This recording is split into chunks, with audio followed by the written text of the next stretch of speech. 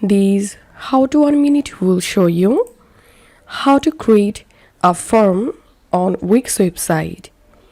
Follow these easy steps to create a form. First of all, open your site editor and now go to the section where you want to create or add a form. Then click on Add Elements and here click on Contact and Forms. And here you will get a bunch of different forms. You can add any of them to your Wix website. So I'm going to selecting a contact form, maybe this one. And as you can see, the form has been added.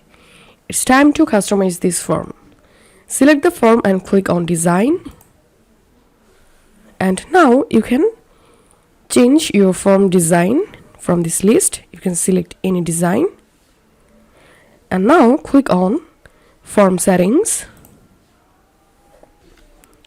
And click on Settings. And here you can change the form title.